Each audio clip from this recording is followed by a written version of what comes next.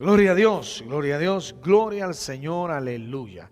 Vamos a la palabra, que bueno es adorar y exaltar el nombre de Dios, pero también es bueno que seamos aconsejados por su palabra. Lámpara es a nuestros pies y lumbrera en nuestro caminar. Vamos al libro de Éxodo capítulo 20 para continuar hablando sobre los mandamientos. Hemos venido hablando ya 2 domingos acerca de los mandamientos y hoy pues continuaremos y hoy terminaremos con lo que son los mandamientos. Éxodo capítulo 20 del verso 1 en adelante. Dice la palabra de Dios, leyendo, honrando al Padre, al Hijo y al Espíritu Santo. Dice, habló Dios todas estas palabras diciendo, yo soy Jehová tu Dios, que te saqué de la tierra de Egipto, de casa de servidumbre.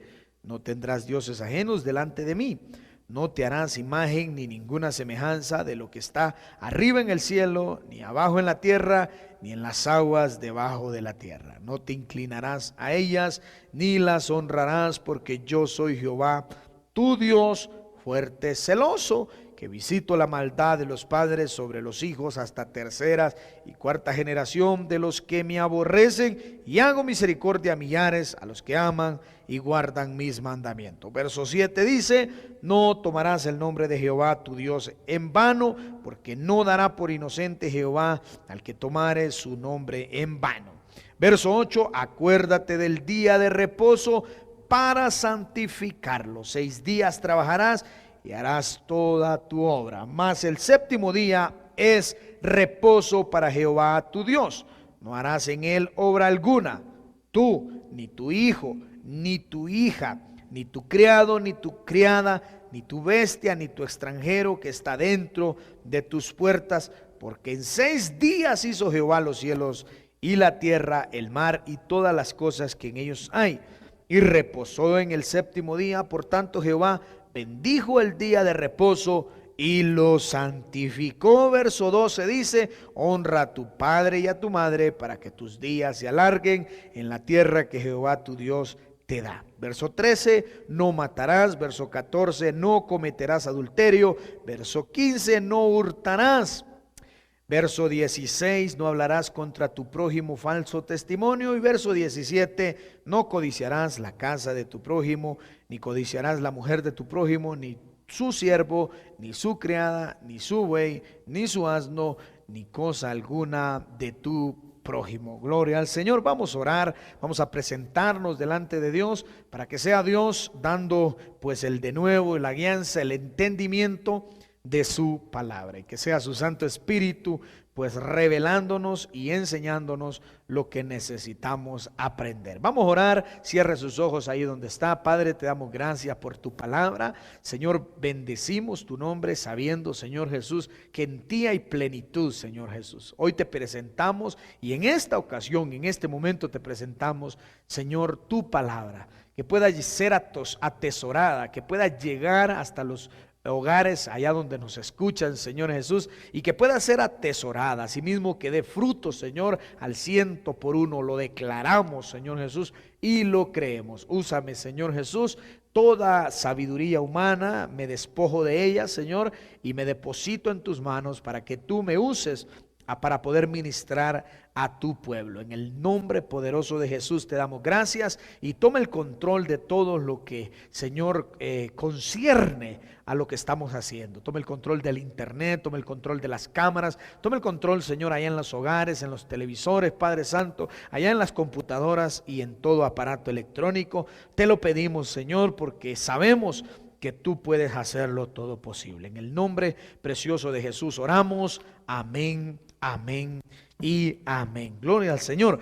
Vamos a seguir y continuar pues con los mandamientos que hemos venido hablando durante los últimos domingos, los últimos 2 domingos. Quiero recordarle que el Señor ha prometido que si nosotros vivimos conforme a estos mandamientos, pues Él nos bendecirá.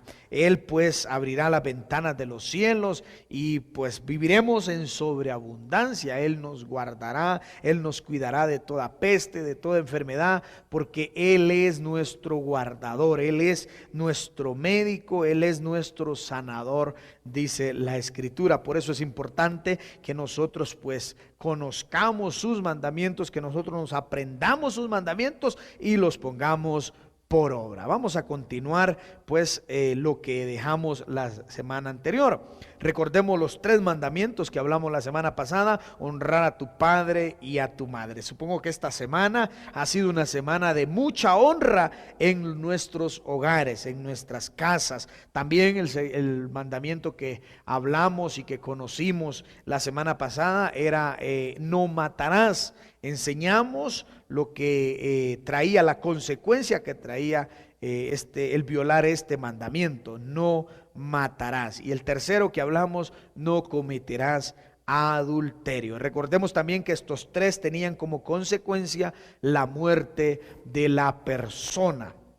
Hoy hablaremos de otro mandamiento que se encuentra en el verso 15 del libro de Éxodo, que acabamos, del capítulo 20 del libro de Éxodo, y que acabamos de leerlo. El siguiente mandamiento es: no hurtarás. Es bien claro, es bien preciso el mandamiento, pero voy a tratar de enseñarlo y voy a tratar de explicarlo a la manera bíblica, a la manera de Dios. Verso 15 dice: no hurtarás. Hurtar y robar son sinónimos, aunque tienen una diferencia. El hurtar, a diferencia del robar, es cuando una persona le quita un bien a otra sin intimidación o violencia. Repito, cuando una persona le quita un bien a otra persona sin intimidación ni violencia.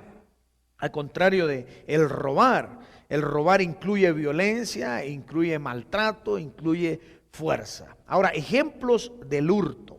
Por ejemplo, cuando una persona vende algo con engaños, cuando una persona hace un negocio, vende algo engañando a otro, cuando una persona vende un auto, cuando una persona vende un reloj, vende una computadora, vende un celular, y aquella persona dice, el vendedor dice: no, mira, está muy bueno, o solo tienes que cambiarle esta pieza, o solo tienes que hacer esto, solo tienes que hacer lo otro, y ya te funciona perfectamente. Y a la final es una mentira, a la final es un engaño, y esto es hurto. Tratar de quitarle una posesión o un bien a una persona sin usar la violencia. Cuando le quitan el dinero a uno con todo el conocimiento, con todo el consentimiento, esto sería un hurto. Cuando no intimidas, pero engañas quitándole el dinero a una persona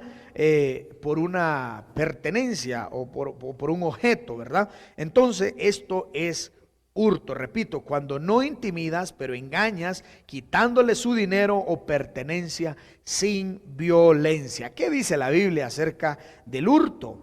En Deuteronomio capítulo 24, verso 7. Recordemos, estamos hablando de los mandamientos y en esta ocasión hablamos del hurto. ¿Qué dice el libro, qué dice la Biblia acerca del hurto? Deuteronomio capítulo 24, verso 7 dice: cuando fuere hallado alguno que hubiere hurtado a uno de sus hermanos, los hijos de Israel, y le hubiere esclavizado o le hubiere vendido, morirá el tal ladrón y quitarás el mal de en medio de ti.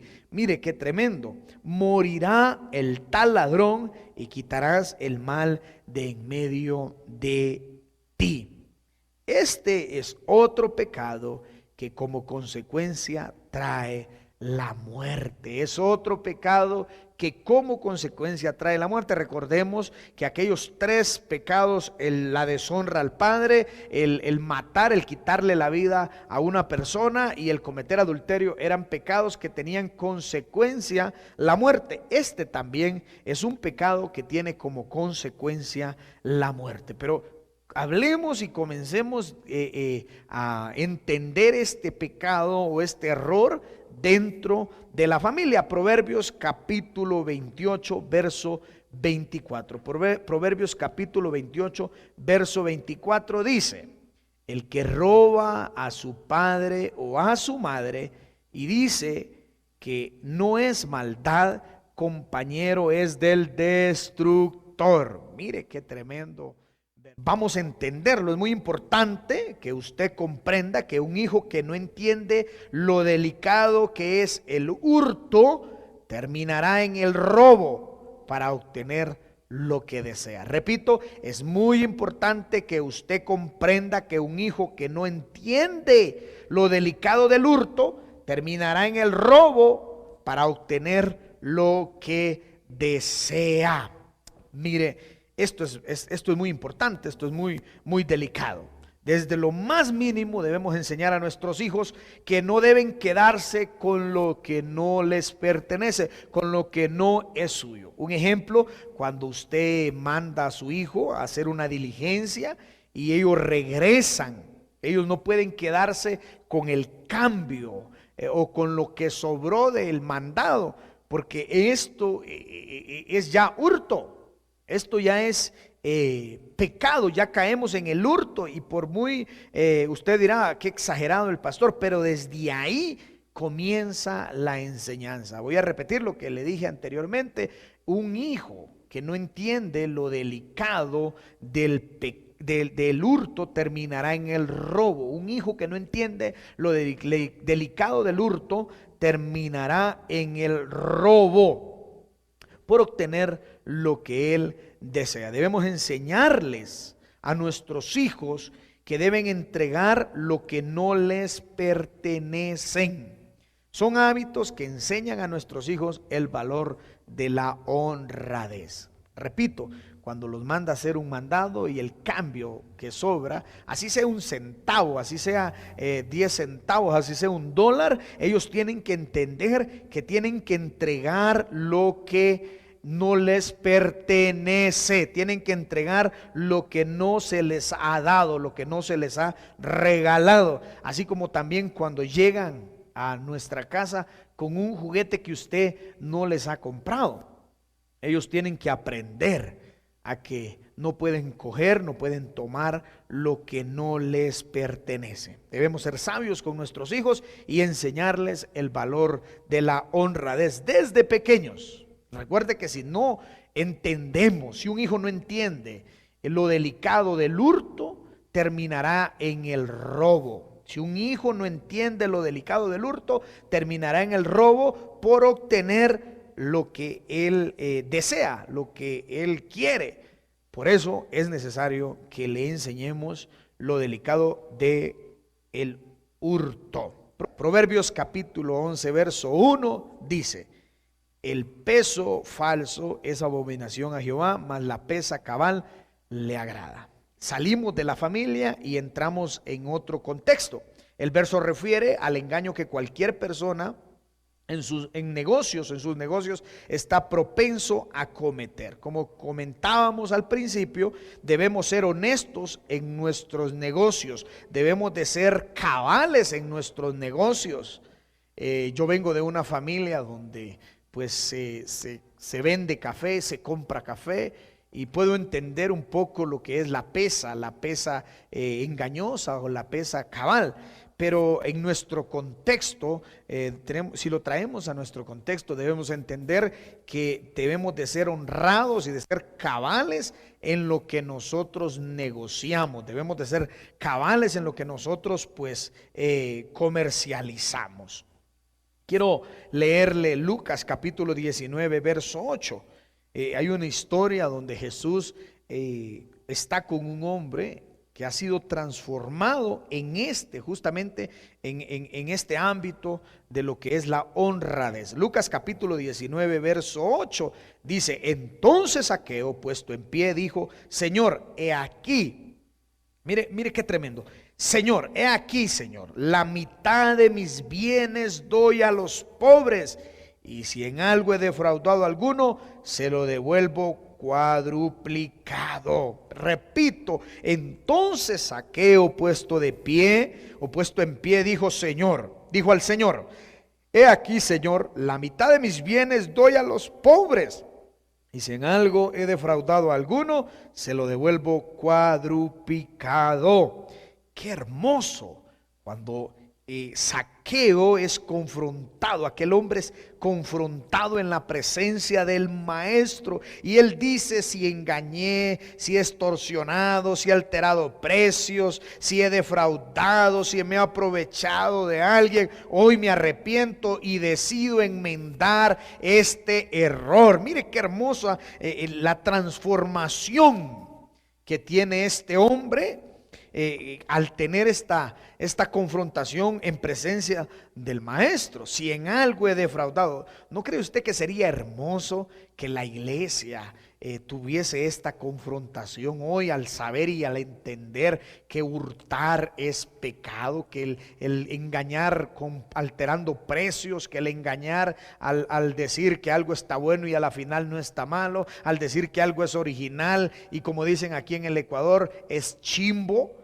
Y hemos engañado, hemos hurtado de esta manera. Qué hermoso fuese que la iglesia hoy fuese confrontada, redarguida, y pudiese decir: de hoy en adelante, todo lo que he engañado, todo lo que he cometido con respecto a este mandamiento, lo voy a enmendar y voy a empezar a bendecir a aquellos que son necesitados. Zaqueo dice: lo voy a dar cuadruplicado. Mire qué tremendo la experiencia que tiene este hombre. Ojalá y la iglesia pudiese hoy tener esa experiencia.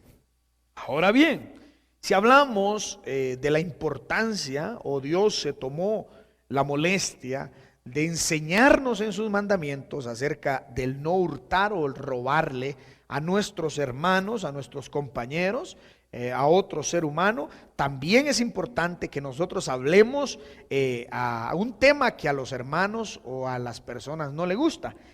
Hablemos del robarle a Dios. No podemos terminar este mandamiento si no vamos a tocar el tema, o no vamos a mencionar lo que significa robarle a Dios. Así es de que mi hermano, I am sorry si a usted no le gusta esta parte, pero tengo que hacerlo. Malaquías capítulo 3, verso 7 al 10 dice, desde el verso 7, Malaquías 3, 7 hasta el verso 10, dice: desde los días de vuestros padres os habéis apartado de mis leyes y no las guardasteis. Volveos a mí y yo os volveré a vosotros, ha dicho Jehová de los ejércitos. Mas dijisteis: ¿en qué hemos de volvernos? Verso 8: ¿robará el hombre a Dios?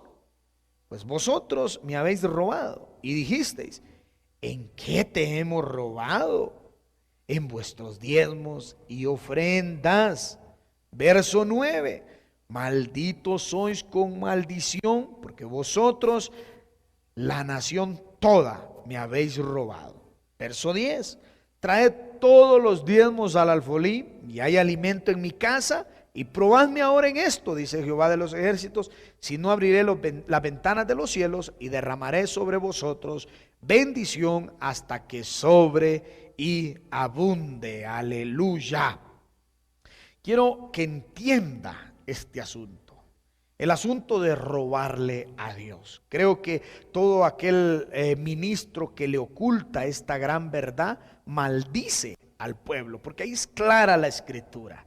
Y también vamos a hablarlo y vamos a traerlo al contexto de Jesús, porque cada mandamiento lo hemos traído al contexto de Jesús, y este pues no será la excepción. Repito, el ministro que le oculta o no le enseña a su pueblo, a su iglesia, sobre lo que es el darle a Dios lo que a Dios le pertenece, lo está maldiciendo. Así como cuando hablábamos de aquel padre que permite que su hijo lo maltrate, que su hijo lo deshonre, este padre está permitiendo que su hijo se maldiga. Así es de que yo no voy a permitir, y poco pues hablamos de este asunto, pero hoy voy a tratar de enseñárselo rápidamente. Entendamos que si hablamos de hurto entre el pueblo, también tenemos que hablar de hurto delante de nuestro Dios. Es necesario. La pregunta en el texto dice: ¿robará el hombre a Dios? Si estamos hablando de robo, si estamos hablando de hurto, hacen una pregunta: ¿robará el hombre a Dios? ¿Acaso el hombre puede robarle a Dios? La respuesta en el mismo verso dice: claro, vosotros me habéis robado. Y hace otra pregunta: ¿en qué? ¿En qué te hemos robado? En vuestros diezmos y vuestras ofrendas. El diezmo y la ofrenda es totalmente diferente y ahora se lo voy a explicar. Las personas no entienden el hecho de que Dios es el dueño de todo, de la tierra y su plenitud, y aún de nosotros. Dios es el dueño de nosotros.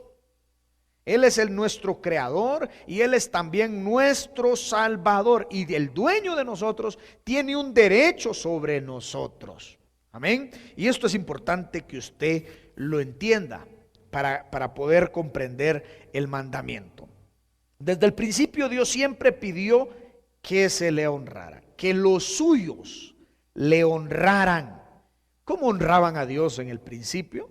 La Biblia dice que le traían un cordero. Él pedía animales. Sacrifícanme un cordero. Caín y Abel, uno trajo legumbres, el otro trajo un cordero. Usted sabe la historia. Cuando vamos a Abraham, cuando Dios va a hacer el pacto con Abraham, Dios le dice: para sellar este pacto tú tienes que traerme un sacrificio. Lo que Dios está enseñando, lo que Dios está pidiendo es una honra. Oiga bien, Dios pedía un cordero para que se lo sacrificaran, y pues a través de ese sacrificio Dios iba a ser honrado. No era a la manera de las personas, era a la manera como Dios lo decía, como Dios lo requería. Era como Dios pedía. Lo que Dios buscaba y siempre busca es que lo honren. Y el diezmo, más que dinero, es honra. Quiero que entienda esto. Dios no necesita dinero. Dios es el dueño del oro y de la plata, dice la palabra. Aún la iglesia, el ministerio no anda detrás del dinero. La honra, es hermoso poder entender que cuando nosotros le damos lo que Dios ha establecido a través de su palabra, nosotros estamos honrando a Dios. Y Dios honra a los que le honran. Repito, al principio Dios pedía animales. Cuando se establece la ley, entonces Él dice: de todo lo que entra, de todo lo que recibes, el 10% será para la obra del Señor. Voy a decirlo de esta manera. No era la manera de las personas. Nunca fue a la manera de las personas y nunca será a la manera de las personas, porque la gente siempre dice: no, yo le doy a Dios a mi manera, yo le doy a Dios como yo quiero. No es a la manera de las personas. Pensemos en Caín y Abel. Pudo haber sido el hecho de que Caín trajo pues el fruto de la tierra, pero Dios pudo haber pedido el cordero. Y como no era la manera como ellos querían, sino a la manera como Dios quería, Dios se agradó de una ofrenda y no de la otra. No porque no eran buenas, sino porque es a la manera de Dios. Usted solo va a honrar a Dios con algo que a usted le cueste. Repito, usted solo va a honrar a Dios con algo que a usted le cueste. Al honrar a Dios, según la promesa del verso, Él promete bendecirnos sobreabundantemente. Él promete bendecirnos: y yo abriré las ventanas de los cielos y derramaré bendición hasta que sobre y abunde, dice el texto. Como Dios tiene el poder para perdonarnos, como Dios tiene el poder para sanarnos, para libertarnos, Dios también tiene el poder para bendecirte. Pero usted tiene que entender el principio. Usted tiene que conocer y practicar el principio. Ahora, ¿qué dice Jesús de este mandamiento? ¿Qué dice Jesús sobre el darle a Dios lo que a Dios le pertenece. Mateo capítulo 22, verso 21. Mateo 22, verso 21. Le dijeron del César, dice. Y él les dijo, o sea, Jesús les dijo: dad pues al César lo que es del César y a Dios lo que es de Dios. ¿Y qué es de Dios? Ya el pueblo sabía, el pueblo conocía. Traed pues vuestros diezmos y vuestras ofrendas, y hay alimento en mi casa. ¿Para qué Dios pide o por qué es que Dios lo establece que lo traigan a la casa? Para que haya alimento en la casa. Creo en que la casa del Señor tiene que ser una casa de pan, una casa donde la gente encuentre lo que necesita, la gente encuentre lo que anda buscando. Para que haya alimento en mi casa. En esta pandemia, gracias a la fidelidad de muchos, hemos podido darle a los que no tienen. Ha habido alimento en la casa. ¿Por qué? Porque muchos han sido fieles, y ese es el sistema de Dios. La economía de la iglesia, la economía del reino de Dios se sostiene con la fidelidad del mismo pueblo de Dios. ¿Por qué ahora mismo puedo llegar con este mensaje hasta sus hogares? Porque alguien ha sido fiel, porque muchos han sido fiel, y hemos podido ponernos al nivel de las redes sociales, cámaras, hemos podido invertir en diferentes cosas para poder llegar. Porque ha habido alimento en la casa a través de los diezmos y de las ofrendas. Por esa razón podemos seguir extendiendo el reino de Dios. Recuerde, Jesús dijo: hay que darle al César, al gobierno, lo que es del gobierno, y a Dios lo que es de Dios. Aleluya. Mi hermano, yo no sé si usted entiende qué es lo que es de Dios. Diezmos y ofrendas. Repito, diezmos y ofrendas. Ay, pastor, tan bonito estaba lo que ha venido predicando, pero aquí lo dañó, aquí ya me molesto. Bueno, si se molesta, mi hermano, I'm sorry. O si se molesta, moléstese con Dios, no se moleste conmigo. Porque quien ha establecido y quien ha puesto la palabra, pues es Dios. Y le estoy enseñando a través de la palabra. No le estoy enseñando el de algo que yo me lo invento o algo que pues yo lo determino. Es la palabra de Dios la que determina. Entonces, el 10% de todo lo que Dios provee en su familia es lo que le tiene que dar a Dios, y usted está honrando a Dios con este 10%. ¿Y qué es la ofrenda? Eso es lo que nace de su corazón. Cuando usted le da la ofrenda, le da lo que a él le pertenece, y cuando usted le da, el diezmo, le da lo que a él le pertenece, y cuando usted le da ofrenda, pues le da lo que es suyo hacia Dios. Amén. Quiero leerle este último verso en este mandamiento, Deuteronomio capítulo 14, verso 22. Búsquelo, Deuteronomio capítulo 14, verso 22. Indefectiblemente diezmarás todo el fruto del grano que rindiere tu campo cada año. Esa palabra indefectiblemente, o sea, está diciendo, sea que le guste, o sea que no le guste, sea que esté de acuerdo o no esté de acuerdo. Hay que diezmar, hay que darle a Dios lo que es de Dios. Recuerde, no hurtar, no robar es el mandamiento que hemos estudiado. Y pues si no le voy a robar a la gente, tampoco le voy a robar a Dios. Él promete: abriré las ventanas de los cielos y derramaré bendición hasta que sobreabunde. Yo pues reprenderé al devorador, dice. Yo reprenderé a todo aquello que les quita y les roba les roba las finanzas, perdón. Mi hermano, es poderoso cuando una familia es fiel. ¿Por qué no nos ajusta? Porque no le damos a Dios. Es que no tengo para darle. Mi hermano, no es así. Usted no tiene porque no da. Usted no tiene porque usted no es fiel. Si usted es fiel, usted empezará a ver la sobreabundancia del Señor. Respire tranquilo, que aquí terminé con ese tema. Y vamos al siguiente mandamiento. Recuerde, mi hermano, no hurtarás, no robarás. Tanto a nuestro hermano como también tenemos que aprender a ser honrados delante de nuestro Dios. Y Él nos bendecirá.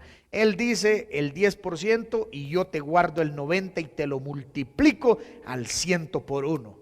Vemos esa fidelidad de Dios porque hemos puesto en práctica la fidelidad como personas, como ministerio. Somos fieles, hablamos y predicamos porque lo vivimos. Amén, mis hermanos. Vamos al siguiente mandamiento.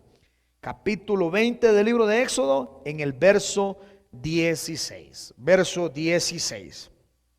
Dice el verso 16: no hablarás contra tu prójimo falso testimonio.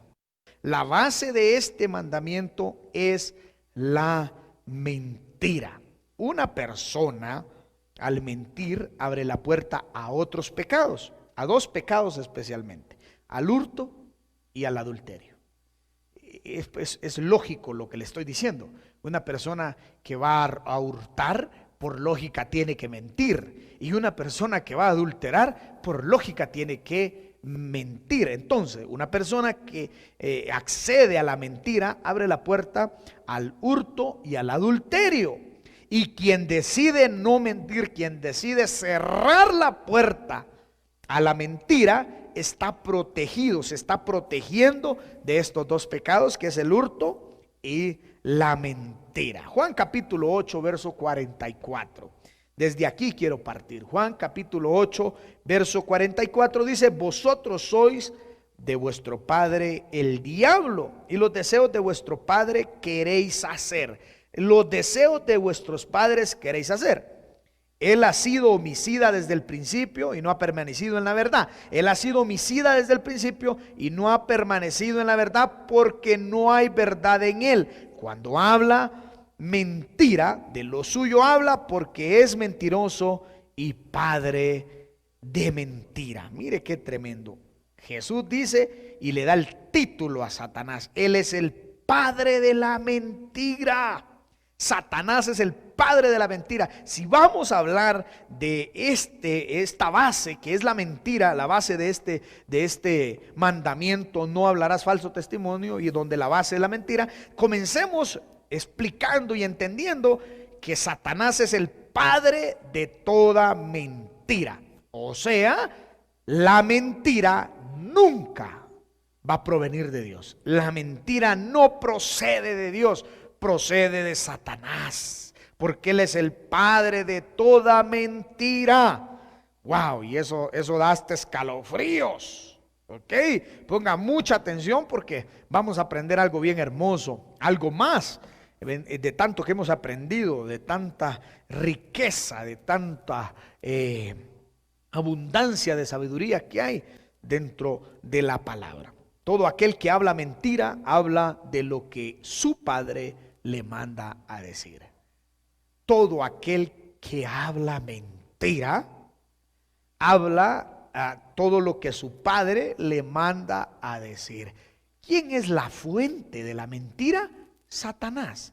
Y todo aquel que habla y dice una mentira no lo está diciendo por sí mismo, sino que lo está tomando de la fuente. No, si yo soy que me lo inventé, no, pero la fuente de la mentira es Satanás. Él es el padre de toda mentira. Voy a repetir este verso: vosotros sois de vuestro padre el diablo, y los deseos de vuestro padre queréis hacer. Cuando alguien da la mentira, está cumpliendo el deseo de Satanás, porque el deseo y la esencia de Satanás es la mentira. Y hemos dicho, aun cuando diga una verdad, será mentira, porque él es el padre de toda mentira. El mentiroso no habla por sí mismo, sino que está siendo guiado por Satanás, que es el padre de toda mentira. Y quiero que entienda esto: no hay mentiras blancas, no hay mentiras piadosas. Mentira es mentira, y el que miente le abre una puerta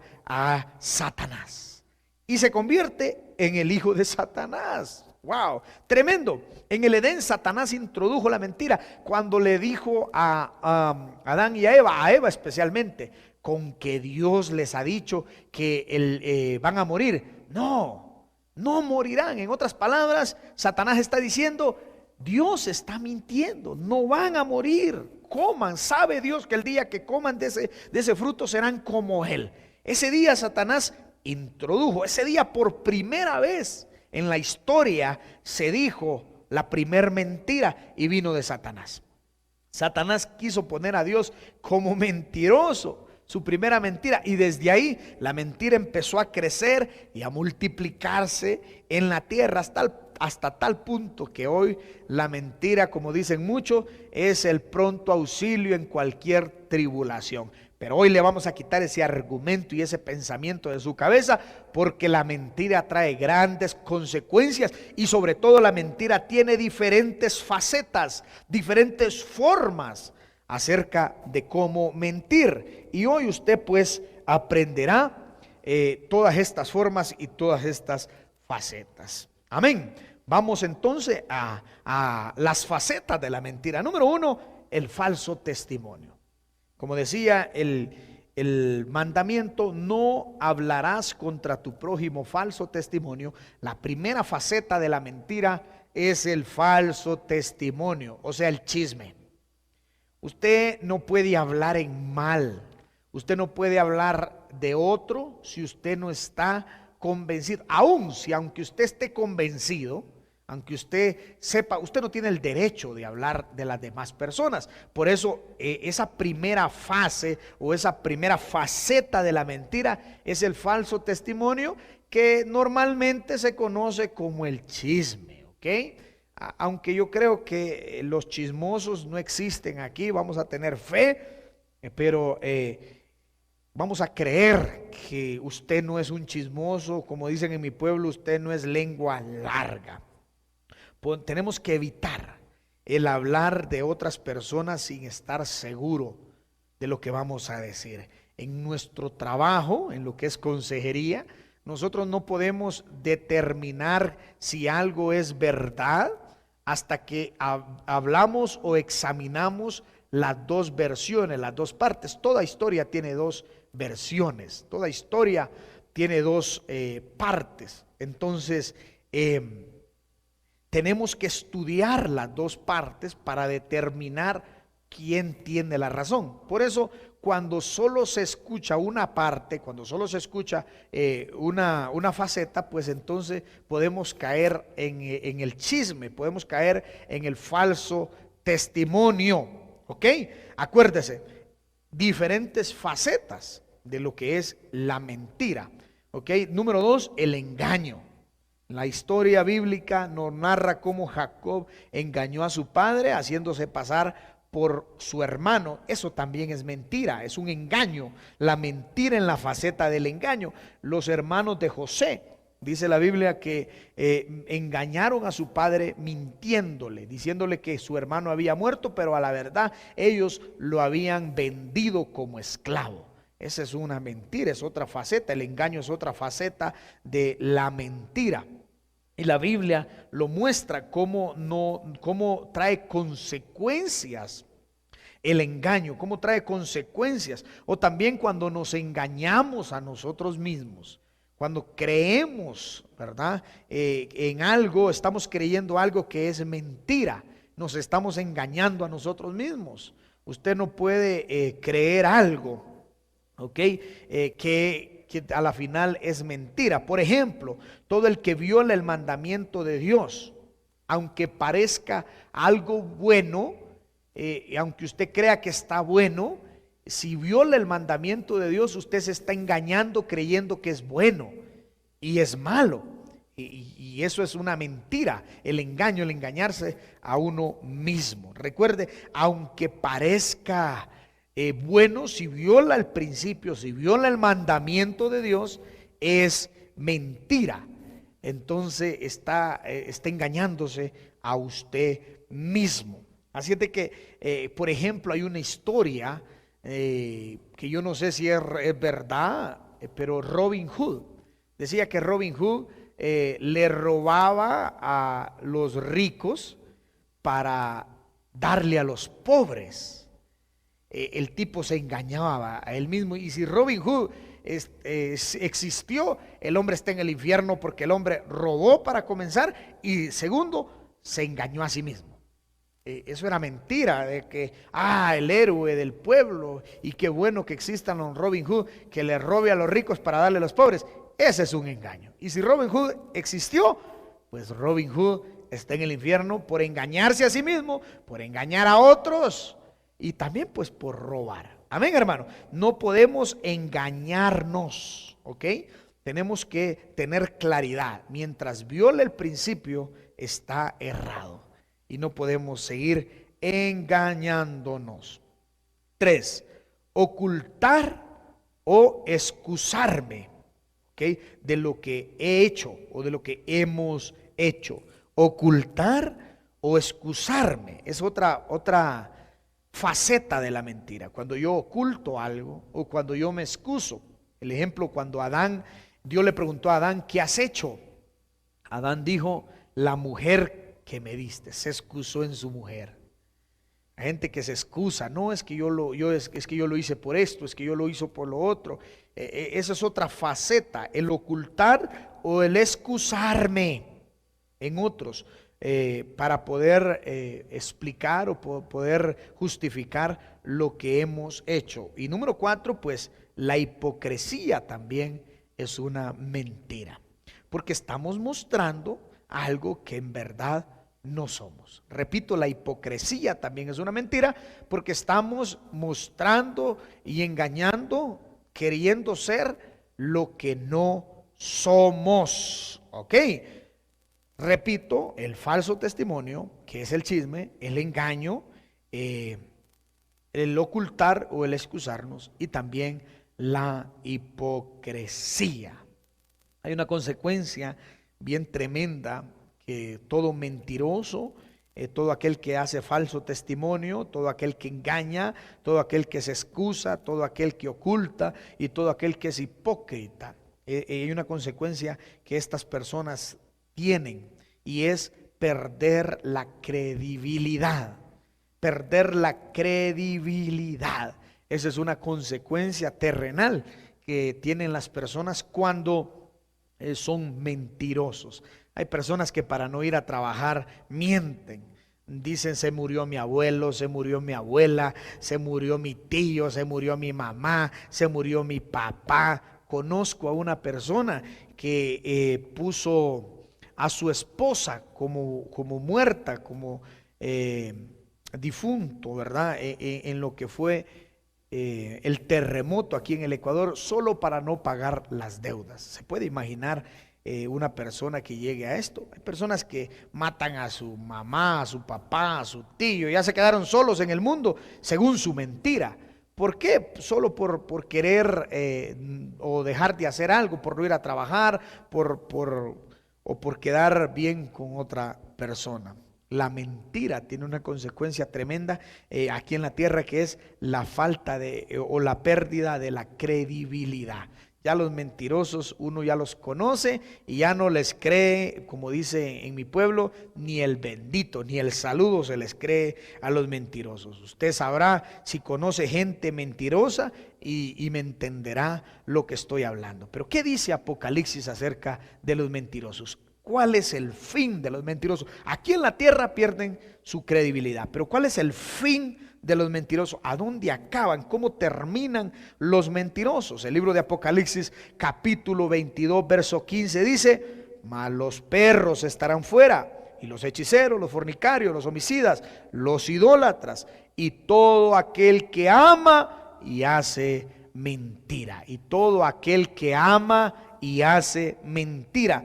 También Apocalipsis capítulo 21 verso 8 dice: pero los cobardes e incrédulos, los abominables, los homicidas, los fornicarios, los hechiceros, los idólatras y todos los mentirosos, dice, tendrán su parte en el lago que arde con fuego y azufre, que es la muerte segunda. ¡Wow! ¿Cuántos mentirosos dicen amén? Yo sé que algunos dijeron amén por ahí. Mire, mi hermano, vamos a desechar la mentira, porque perdemos la credibilidad aquí en esta tierra y tenemos, mire, una consecuencia terrible si no decidimos desechar la mentira de nuestra vida. Así es que mi hermano, el mentiroso, aquel que decide vivir en mentira, en falso testimonio, en chisme, en engaño, aquel que decide vivir esta vida, entonces tendrá un final terrible. Tenemos que decidirnos. Y a veces es bien fácil volverse un mentiroso, es bien fácil ocultar la verdad, es bien fácil engañar a las personas, es bien fácil, mi hermano, convertirnos en un mentiroso. Ahora, miren lo que dice Juan 14:6. Esto me encanta. Dice Jesús: yo soy el camino y la verdad y la vida. Nadie viene al Padre si no es por mí. Recordemos lo que leíamos al principio. Satanás es el padre de la mentira, pero Jesucristo es el Padre de la verdad. No solo es el Padre, Él es verdad. Yo soy el camino, la verdad y la vida. Ok, Satanás es el padre de la mentira, pero Jesús es el Padre de la verdad. Juan capítulo 8, verso 32 dice: y conoceréis la verdad, y la verdad os hará libres. Si vivimos en la mentira, llegamos a Jesús, llegamos a la verdad. Y conociendo esta verdad que es Cristo Jesús, somos libres. Al llegar y conocer a Jesús, tenemos que ser libres de la mentira, por muy mínima, por muy pequeña, por muy blanca que usted la considere. Es mentira y es pecado y desagrada a Dios. Pero dice: y conoceréis la verdad. ¿Quién es la verdad? ¿Quién es nuestra verdad? Jesucristo. Jesucristo: yo soy el camino, la verdad y la vida, y nadie va al Padre si no es por mí, dice Jesucristo. Al conocer la verdad que es Cristo, somos libres. Y yo quiero orar para que usted sea libre de toda mentira, para que si su matrimonio ha sido una mentira, hoy se convierte en una verdad. Para que si su economía ha sido una mentira, hoy se convierte en una verdad. Para que si sus amistades o su entorno ha sido una mentira, hoy se convierta en una verdad. Vamos a desechar el chisme, vamos a desechar la mentira, vamos a desechar el engaño, vamos a desechar el falso testimonio, vamos a desechar todo aquello que es catalogado o entra dentro de este mandamiento, que es: no harás contra tu prójimo falso testimonio. En otras palabras, si antes eras gobernado por Satanás a través de la mentira, hoy serás gobernado por Jesucristo, que Él es nuestra verdad. Hoy vas a ser libre si tú así lo deseas. Él es nuestra libertad. Vamos a vivir en verdad y en libertad, porque Jesucristo es nuestra verdad. Y al cumplir estos mandamientos, al vivir en Jesucristo, pues entonces seremos bendecidos. No habrá plaga, no habrá enfermedad, no habrá forma que el enemigo nos destruya. Recuerde, Dios es el Padre de la verdad. La mentira no procede. Dice la Biblia que sea todo hombre mentiroso, pero Dios será veraz, Dios será verdadero todo el tiempo. Quiero orar, quiero que se ponga de pie. El último mandamiento habla sobre un tema que nosotros ya lo hemos tocado hace algunos 3, 4 domingos. Hablábamos de la codicia: no codiciarás. Ya ese tema lo hemos visto, y si usted pues no lo ha visto, usted puede irse ahí a la biblioteca de nuestro canal y ahí encontrará ese tema hace unos 3, 4 domingos atrás. Quiero orar por nuestros hermanos que no han estado en la iglesia y que son visitas en este canal por primera vez, y asimismo quiero orar por la iglesia, por aquellos que conformamos la iglesia de Jesucristo y pues hemos decidido vivir en integridad, vivir como con mandamientos, o con los mandamientos como reglas morales y éticas de nuestra familia. Gloria al Señor, porque nos ha permitido tocar este tema que Dios pues me ha movido a que lo haga. Hace varios meses he querido hacerlo, pero he estado esperando la confirmación del Señor, y yo creo que habían muchos que tal vez meses atrás no se conectaban y no lo hubiesen visto. pero llegó el momento y llegó la hora pues de que usted estuviese conectado con nosotros y que escuchara pues esta serie de enseñanzas que le hemos catalogado o denominado volviendo a la palabra, volviendo a las escrituras. Es tiempo de volver a las escrituras, y si volvemos, salimos del encierro de la pandemia, no podemos vivir de la misma forma como vivíamos antes, porque tendremos las mismas o peores consecuencias que teníamos antes de la pandemia. Creo que no, la iglesia no puede ser igual, usted no puede ser igual, y de hoy en adelante pues usted decida que su casa está cimentada, que su casa está construida y edificada sobre la palabra del Señor. Le hablo a los padres de familia: determinen que su casa, yo sé que ha sido tiempos muy difíciles para muchos padres, se han dado cuenta de que muchas cosas estaban sucediendo dentro de su matrimonio, dentro de sus familias, y ellos no lo sabían. Pero en este tiempo de pandemia se han tenido que enfrentar, han tenido que ser confrontados con la realidad. La mentira salió a la luz. Lo que creían que era una familia no era así. Pero le aconsejo y le exhorto, para poder enfrentar cualquier problema y cualquier dificultad, la palabra, los mandamientos, es lo que asegurará la duración, la fortaleza de su edificación. Y así vengan vientos y tempestades, esa casa permanecerá de pie. Esa edificación, ese matrimonio, esa relación, esa familia permanecerá en pie si está cimentada sobre la palabra. Hoy decida cimentar su casa. Hoy decida, al terminar este servicio, siéntese ahí con su esposa y con sus hijos, no importa la edad que tengan, y determine: de hoy en adelante vamos a respetar estos mandamientos. La Biblia dice que los coloquemos en los postes, en las columnas de nuestra casa, que los atemos a nuestra mano, que lo atemos en collares a nuestro cuello. Que la verdad de Dios, que los mandamientos de Dios sean parte de nuestra familia. Determínelo y usted verá el resultado. Deuteronomio 28 dice: si acontecerá, si oyeres atentamente y pusieres por obra estos mandamientos que yo te prescribo hoy, vendrán sobre ti todas estas bendiciones y te alcanzarán. Serás bendito en el campo, bendito en la ciudad, bendito en tu entrada y en tu salida, bendito el fruto de tu vientre, bendita tu descendencia, bendita la obra de tus manos, y un sinnúmero de bendiciones que lo alcanzarán, pero si usted lo determina. Quiero orar, y primeramente en la oración quiero que le pidamos perdón a Dios.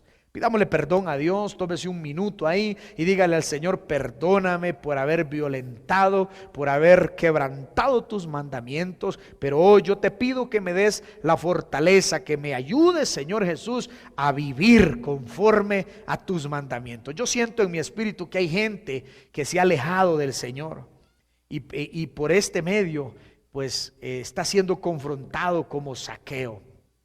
Yo quiero decirte: tú eres parte del pueblo de Dios.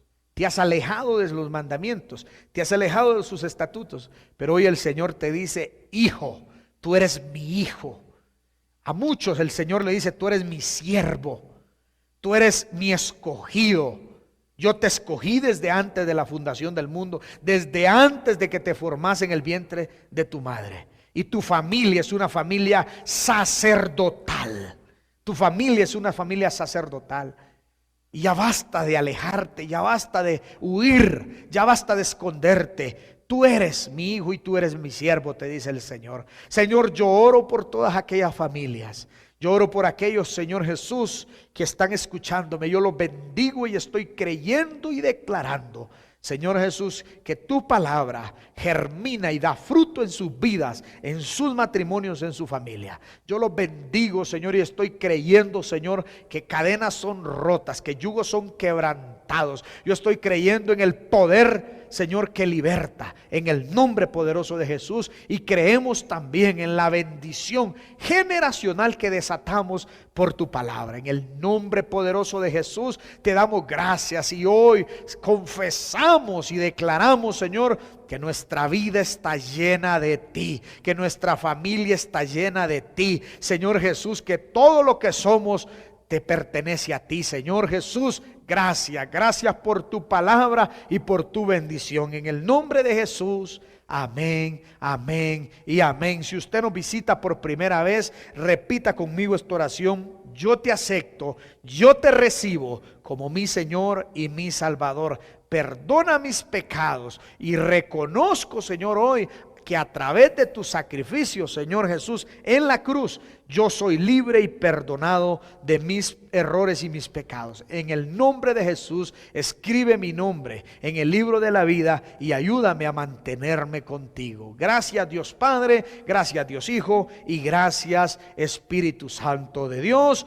¿Cuántos dicen amén? Amén, amén y amén. Mi hermano, recuerde, uno de nuestros enfoques y uno de los principales objetivos de la iglesia tiene que ser convertir a nuestras familias en familias sacerdotales. Y una de las razones por las que Dios ha permitido esto es justamente para eso, para que nuestras familias se conviertan en familias sacerdotales, donde podamos vivir, donde podamos predicar y enseñar todo lo que es concerniente a la palabra de Dios. Que Dios nos lo bendiga. Y antes de despedirnos, ¿qué le parece si le damos a Dios? Si nos reivindicamos en aquel mandamiento del hurto y le damos a Dios lo que a Él le pertenece, nuestros diezmos y nuestras ofrendas, lo que a Él le pertenece, nuestras promesas.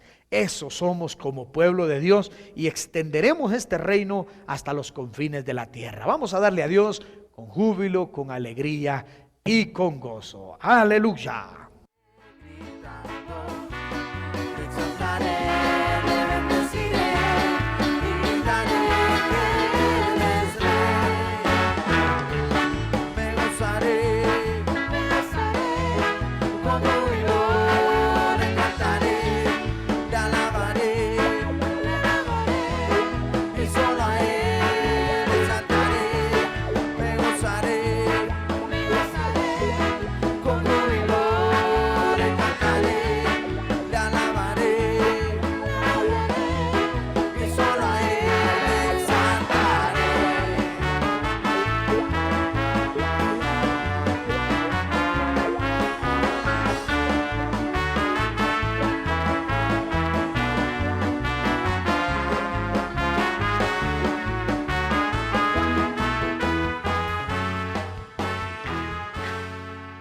Amén, amén y amén. Vamos a orar por esas ofrendas, vamos a pedirle al Señor que siga multiplicando, proveyendo. Él lo ha hecho en todo este tiempo y Él no va a dejar de hacerlo, así que no dude, hermano. Vamos a orar y vamos a tener esa confianza de que el Señor va a proveer todas nuestras necesidades. Amén. Cierre conmigo sus ojos, extienda su mano para que el Señor sea el que multiplique. Señor, te doy gracias, te damos gracias, Señor. Juntos oramos por las ofrendas, Señor. Juntos oramos, Señor, por cada ofrenda, diezmo, pacto. Señor, que seas tú en esta misma hora, Señor, multiplicando. Que seas tú en esta misma hora proveyendo, Señor. Tú conoces la necesidad que hay, Señor, en tu iglesia, en tu pueblo, en tus hijos, Señor. Pero tenemos la confianza, la certeza, la seguridad de que tú eres nuestro proveedor, nuestro fiel pastor, amado Señor, y que nada nos faltará. Amado Señor, nosotros seguimos confiando que el devorador, Señor, está atado, está vencido. Amado Señor, tu palabra dice que tú bendecirás, Señor, al 100 por 1. Señor, y nosotros proclamamos esa bendición que viene exclusivamente de lo alto, de parte de ti, amado Señor. Te damos gracias, amado Señor, porque aún en la tormenta, en estos tiempos difíciles, amado Señor, tú has provisto el pan, el techo, amado Señor, y sabemos que tú pronto abrirás puerta para que todos mis hermanos, Señor, puedan trabajar, Señor, con libertad y proveer a sus familias, Señor. Pero mientras tanto te somos fieles a ti, amado Dios, porque tú eres digno de ser fiel. Te bendecimos y te damos gracias, Señor. Asimismo oramos para despedirnos, Señor. Nos cubrimos con tu sangre preciosa, cubrimos nuestra familia, nuestro hogar, Señor. Te pedimos que seas tú guardando guardando en esta semana, nuestra entrada, nuestra salida. Sabemos que hay un enemigo suelto, amado Señor, pero tu palabra dice que las puertas del Hades no van a prevalecer con tu iglesia. Amado Señor, nosotros nos cubrimos y proclamamos que tú eres nuestro refugio, nuestro guardador, nuestro ayudador, amado Señor, y que solamente en ti estamos seguros y confiados. Señor, bendecimos a tu iglesia, ahí donde esté, Señor, cada uno de mis hermanos lo cubrimos, lo bendecimos a la distancia, Señor, proclamando tu bendición, esa cobertura, amado Señor. Gracias te damos infinita gracias porque tú estás con nosotros. En tu nombre oramos, Jesucristo, amén y amén. Dios lo guarde, Dios lo bendiga. Vamos a seguir viviendo la palabra, vamos a seguir haciendo lo que el Señor nos mandó a hacer luz, hacer la sal, a testificar que nuestro Dios no está muerto, que Él vive y que Él pronto volverá. Así que, amada iglesia, reciba un fuerte abrazo a la distancia y vamos a seguir creyendo y orando que pronto vamos a estar en este lugar para adorarlo y bendecir su nombre. Amén. Dios lo guarde, Dios lo bendiga y salude ahí al que tiene al lado. Si tiene que perdonar, si tiene usted ahí para bendecir a alguien, pues hágalo, hermano, hágalo. Nunca dejemos de bendecir a nuestro prójimo. Dios lo bendiga, lo amamos. Amén.